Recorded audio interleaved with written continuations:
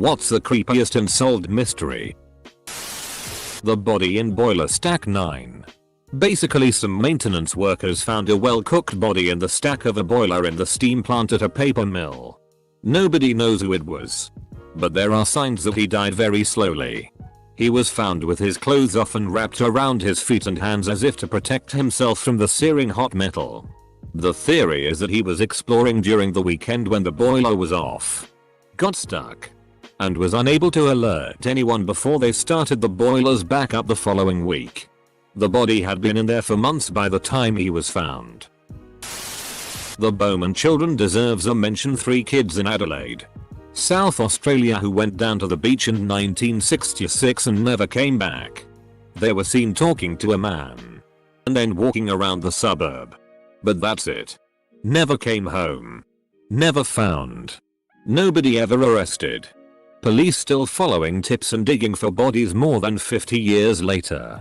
Kids were like 9, 7 and 4. All 3 just vanished. Parents refused to move from the house for a very long time, in case they ever came home. Is my head in? Antoinette Ditto's kidnapping. She let her kidnapper in after he said that he was Uncle Joe, where they threw her into a van. The creepy part is a year later, someone called 911 claiming to be her, and someone shouts in the background who said you could use the phone, and a struggle is heard before the call cuts off. Antoinette's mom said that she was sure it was her daughter's voice.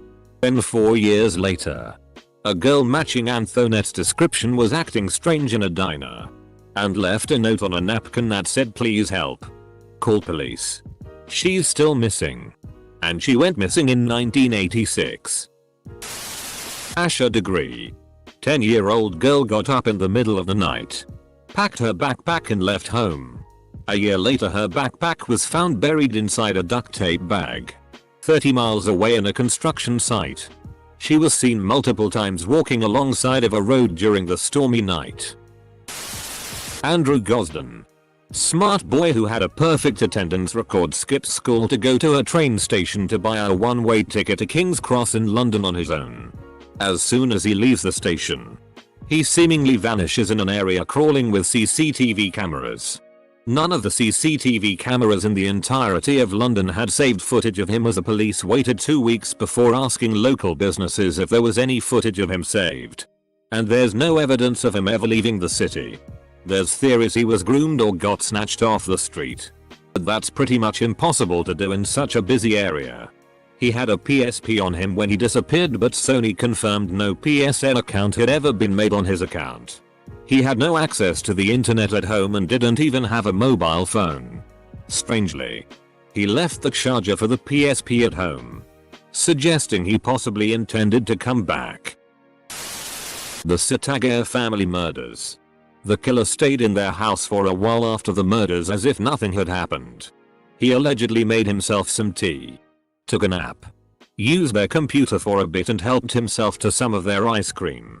I feel like someone who is that comfortable being in a house with people he just murdered has done it before and will probably continue as long as they are not caught. Delphi Bridge murders.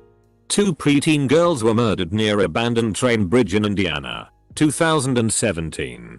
One girl got audio and video of the suspect walking to them 2 years later and is still taking tips from the public. Amy Bradley. She was on a cruise with her family when she went missing.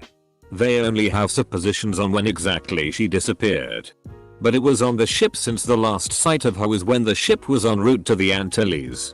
One of the theories is that she was sold to Zulu slavery, but the details of her disappearance are really creepy. The fact she was taken in an enclosed space and nobody saw or found anything is baffling.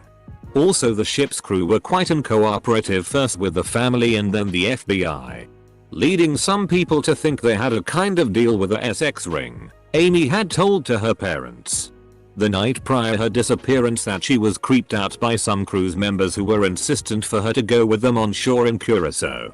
I'm not sure about that, but the fact is, her case is really sad.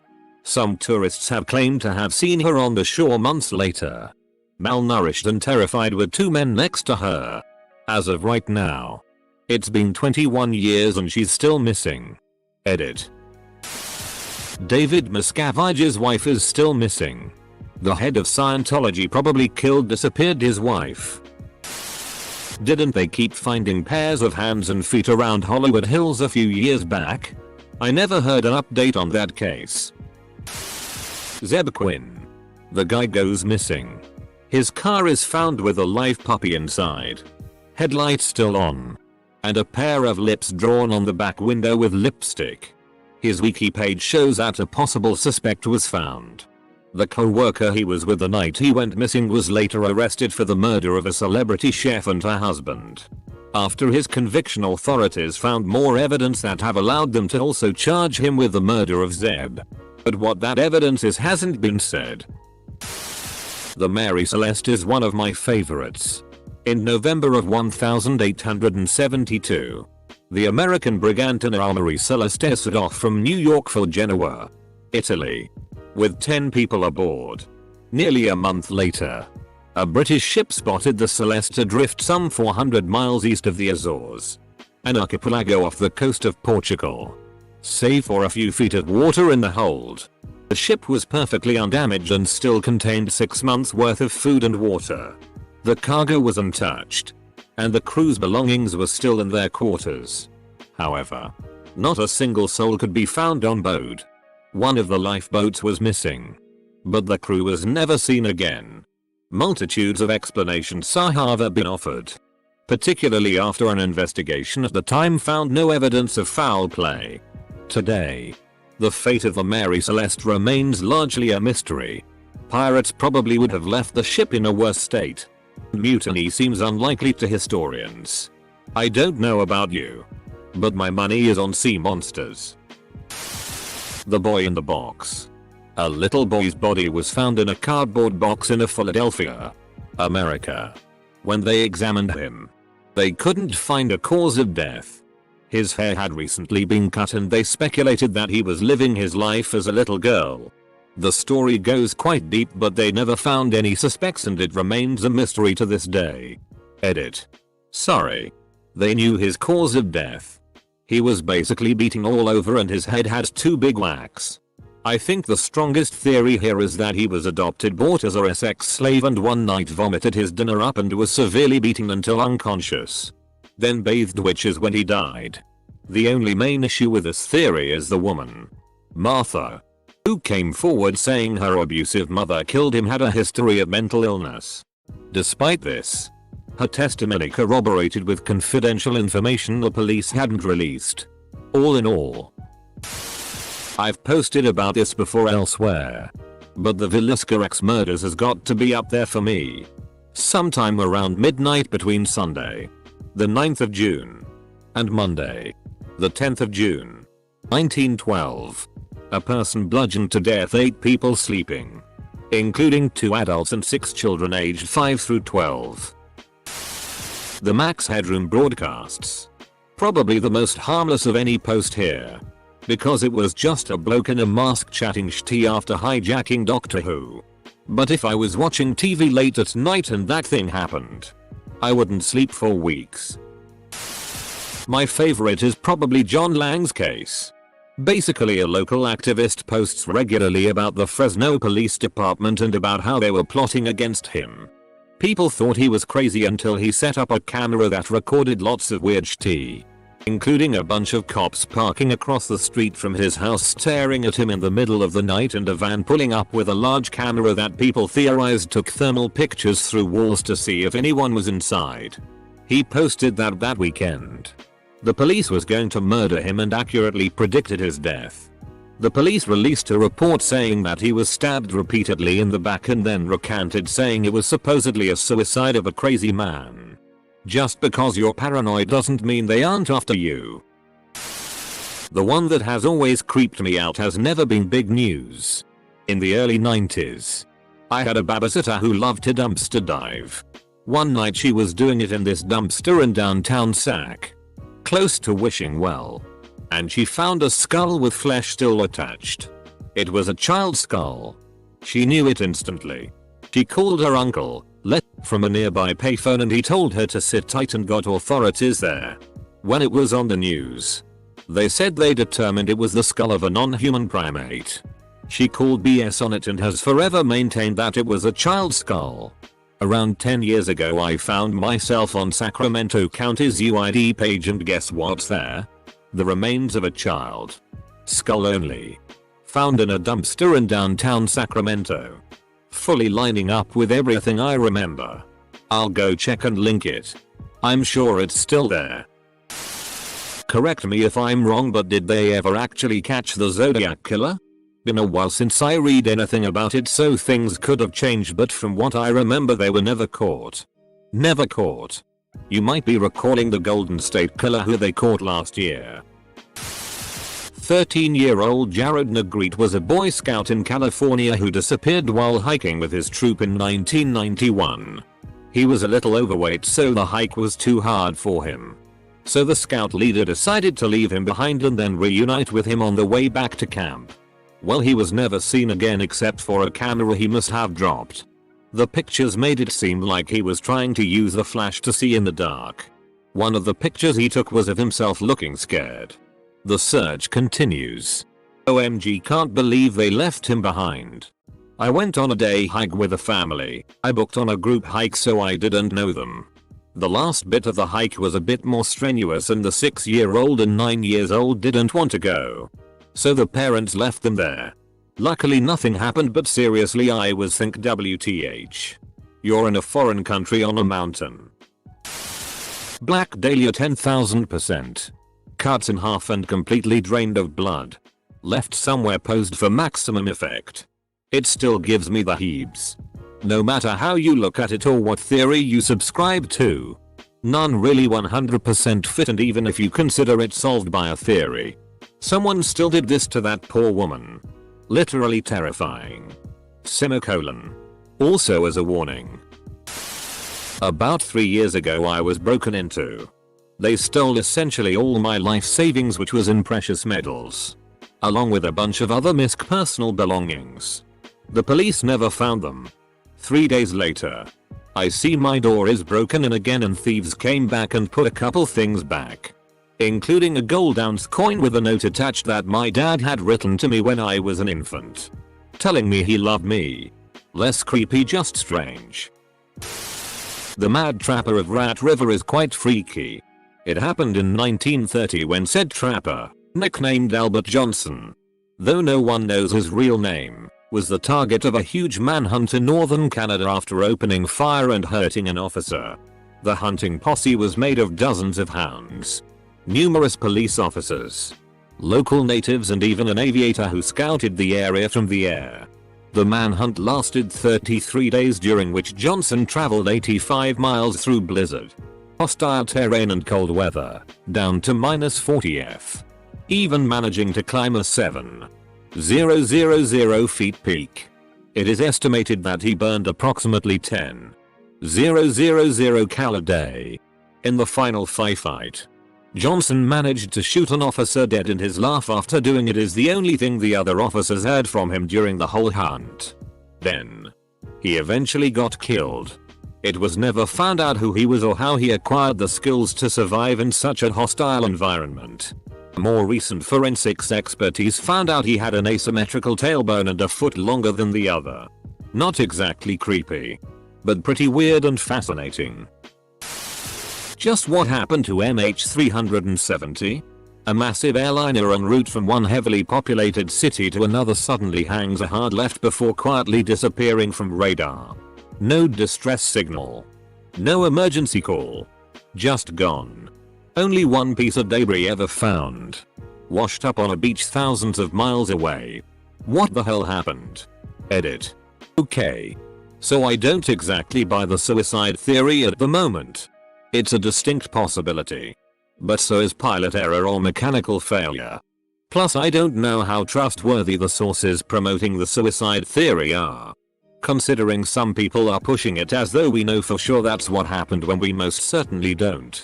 I'll have to check out the links you find people have provided before I decide what I think is the most likely explanation. Edit 2. Okay, so apparently about 10 pieces of small miscellaneous debris confirmed to be from 370 have been found. but the aircraft as a whole remains missing. Haven't seen this one mentioned, but the Green Children of Woolpit, England. Centuries ago, a story exists where two children with green skin were found by townspeople near Woolpit. They didn't speak any identifiable language, but the girl eventually learned enough to say they came from St. Martin's Land. They only ate raw beans, and over time, their skin lost its green tone. The boy died shortly after being found, but the girl somewhat integrated into local society. It might just be an old folktale, but you really never know. The unexplained disappearance of Everett Roos. He was a young artist and writer who roamed the American Southwest with just his mules, living in the wilderness and recording his travels and views on life while exploring ancient Indian ruins.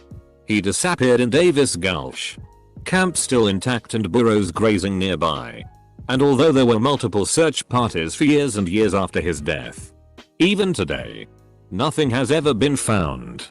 He was a remarkable person with a unique lifestyle and mindset. The Yuba County 5. Several of the top posts of all time in the Unresolved Mysteries subreddit cover it better than I could. And recently there have been some new developments. I just wanna throw in for those already familiar with the case that I personally think the latest Sacramento Bee article might be a bit inaccurate given that they didn't interview Gary Mathias' close surviving relatives. And it seems like some of the information could be biased. Just my take though. Cicada 3301. Semicolon. When you think about it, nobody knows who they really are. And yet people still try to unsolve that mystery without even knowing if it's solvable at the first place. Waiting for when the top 10 scariest unsolved mysteries video plagiarized off this thread comes out on YouTube next week. Missing Nazi U-boats. It's not creepy in the same way as serial killers etc. But I think about it a lot and it's definitely sinister. I can't remember exactly, but something like 50 German U-boats remain unaccounted for after the end of World War II. No one knows where they went or with who what. I believe 2 turned up in Argentina several months after the end of the war. Both had been modified to transport unknown cargo and having dropped of this cargo somewhere. Surrender in Argentina. The crews were interrogated and gave conflicting and obviously untrue stories of where they had been for months. Makes you think of all the treasure the Nazis stole which hasn't been found. Maybe some of it was loaded onto U-boats and hidden away. Madeleine McCann. I still believe in the parents giving her an accidental overdose theory. Maybe because it's the least f***ed up elimination. How does Santa's big ass come through the chimney? I have a local one that's not very well known. In my country there are some caves in the jungle that are called La Cueva de los Tears. It's a network of caves and there are many mysteries surrounding the caves. One of the theories claims there is a whole underground city under the Andes. Another one claims that there is a hidden library with texts carved in metal that narrate the beginning of humanity. Even Neil Armstrong, the North American astronaut, went inside to explore in 1976. Information is very sparse and in Spanish, but it's very interesting. There was a story of a teen being abducted and thought dead. Few years later a couple were creeped out by a white windowless van at a convenience store. When they came out the van was gone but there was a Polaroid picture of the teen tied and gauged inside what looked like a van interior laying on the ground. The unsolved 27 child murders in Atlanta back in 70s. The Alcazar girls murder. Warning. The autopsy photos are rather NSFW. The 5 unsolved murders in Bardstown, Kai. From 2013 to 2016. Any of the incidents themselves would be interesting. But 4 cases over a 3-year period in a town with a population of less than 15k people is very weird. There is a podcast called Bardstown that was just released. Bardstown now explores the mysterious circumstances surrounding a series of murders in and around the most beautiful small town in America that shocked the small Kentucky community and sparked outrage at the inability of law enforcement to solve the cases. The series investigates the murder of Bardstown police officer Jason Ellis, ambushed and murdered in May 2013. The double murder of mother and daughter Kathy and Samantha Netherland in their home in April 2014. The disappearance and presumed murder of Crystal Rogers in July 2015. And the subsequent murder of Rogers' father, Tommy Ballard, in November 2016. The plane that crashed off of Mastic Beach in Long Island. And why shortly after the Pentagon was attacked and the towers went down. Fox News aired footage of the plane being shot down. A person on the beach at the time had amateur footage. The video clearly showed a missile coming out of the water and hitting the undercarriage of the plane. The very next day the whole part of Mastic Beach for miles and miles was surrounded by Navy battleships and everything else. Source: I was living in Mastic when it happened and I'll be so f***ing tripped out if somehow this is seen by another resident of Mastic Beach to confirm it. They never aired that footage again. You can't find it online. The only evidence of it ever happening is the memorial they built in Mastic for the people. The fact that some victims of 9/11 have disappeared. Had a distant family member who was so many floors above her husband's floor. They talked on the phone during the attack and discussed a meeting location. He made it to the location, but she never did. No body found or anything. Till this day I think about her. Never forget.